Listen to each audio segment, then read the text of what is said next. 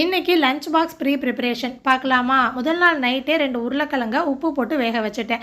ஆட்டா மாவு பெனஞ்சு இந்த மாதிரி வெளியில் வச்சுருவேன், ஒன்றும் ஆகாது. வேக வச்ச உருளைக்கிழங்கு தோல் உரிச்சிட்டு டிஃபன் பாக்ஸில் போட்டு ஃப்ரிட்ஜில் வச்சுருவேன். உருளைக்கிழங்கு சம்மந்தப்பட்ட எந்த ரெசிபிக்கும் இதே மாதிரி செய்யலாம். காலையில் எடுத்து பார்த்தா நம்ம எப்படி வச்சோமோ அதே மாதிரி தான் இருக்கும். நல்லா மசிச்சு விட்டுட்டு மிளகாய்த்தூள், மல்லித்தூள், மஞ்சள் தூள், ஜீரகத்தூள், வீட்டில் ரெடி பண்ண மாங்காய் பொடி, ஆம்ச்சூர் பவுடர், புரோட்டீனுக்காக ஒரு கைப்பிடி பன்னீரை உதிர்த்து சேர்த்துட்டு பொடிசாக கட் பண்ண வெங்காயம், பச்சை மிளகா, மல்லி இலை, உப்பு எல்லாமே சேர்த்து நல்லா மிக்ஸ் பண்ணிவிட்டு மாவு உள்ளங்கையில் வச்சு ஸ்டஃபிங் வைக்க எனக்கு வராது. இந்த டிப்ஸ் வந்து நான் இன்ஸ்டாவில் பார்த்தது. நான் வீடியோவில் காட்டுற மாதிரி திரட்டி ஸ்டஃபிங் வச்சு நல்லா சீல் பண்ணிவிட்டு திரட்டினா ஈஸியாக இருக்குது. பட்டர் போட்டு டோஸ்ட் பண்ணி கொடுத்தோம் அப்படின்னா பிள்ளைங்க சாப்பிட்ற வரைக்கும் சாஃப்டாக இருக்கும். ஆலு பன்னீர் பராத்தா ரெடி. காரம் சுருக்குன்னு வச்சுட்டா சைடிஷ் தேவைப்படாது. நான் வீட்டில் ரெடி பண்ண ஓட்ஸ் பிஸ்கெட் இருந்துச்சு. அதோட ரெசிபி சேனல் நேமுக்கு கீழே இருக்குது. நான் அதை தான் கொடுத்து விட்டுருந்தேன். அர்ஷான் காரமாக இருக்கேன்னு வேணான்ட்டான். அவனுக்கு பீட்ரூட் ஜாம் வச்சு பிரெட்டை வச்சு கொடுத்தாச்சு. இதே மாதிரி இன்னொரு ஷார்ட்ஸில் நம்ம பார்க்கலாமா?